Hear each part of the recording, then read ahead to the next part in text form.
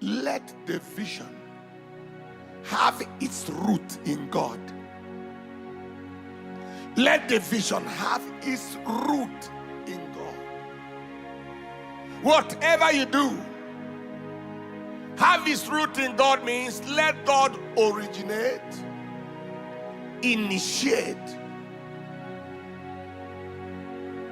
be a part of the vision.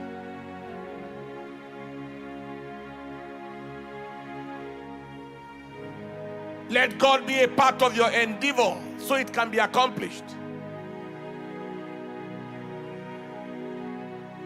Habakkuk says, Habakkuk chapter 2 verse 1, that is a consistent theme here, said, I will stand upon my watch, I will set me upon the tower, I will watch to see what he will say to me. I am not trying to achieve what I want.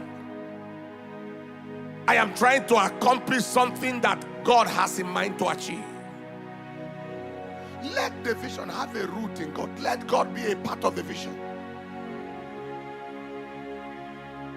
Let the vision be in the interest of God. You are a child of God. Let it be in the interest of God. Let it be in the interest of the kingdom. Don't just try to pursue, and I'll come to that in the second service. When you look at the vision of Hannah for a child, in 1 Samuel chapter 1 verse 11, Hannah was asking God.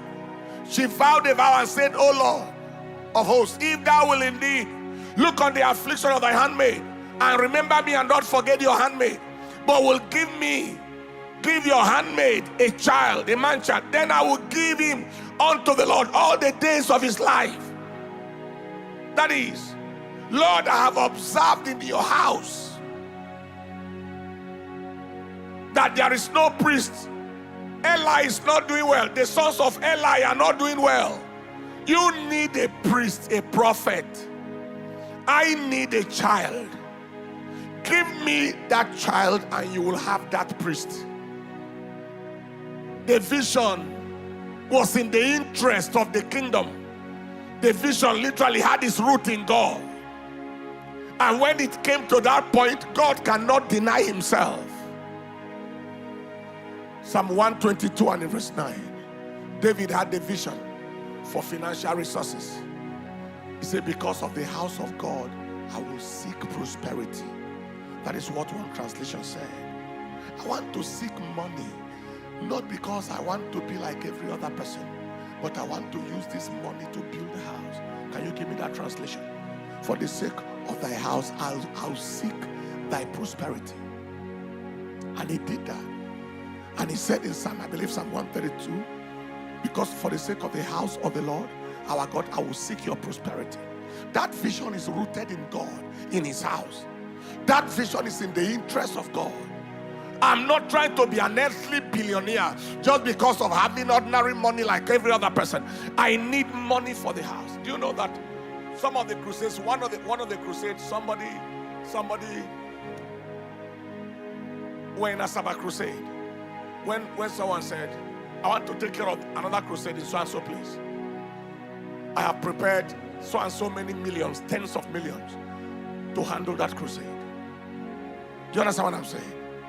We have people who are trusting God to conquer resources, not because they want to prove that they are something, but because the interest of the kingdom is paramount. For the sake of the house of the Lord. And then I believe it was in Psalm 134 where David said, Lord, remember David, how he swore that he will not go to his house until he has found God a house. 132 or 134. Until he has found God a house. 132. And so his vision was to conquer wealth, so that that wealth can be in the interest of the kingdom.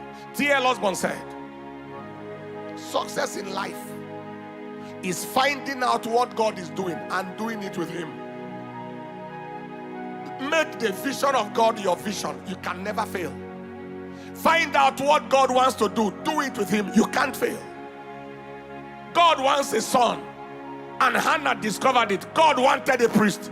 Hannah discovered it. She couldn't miss it. God needed a house. David found out. and he decided to get the resources for the house, he didn't miss it. Let the vision have its root in God. Let the vision be in the interest of God.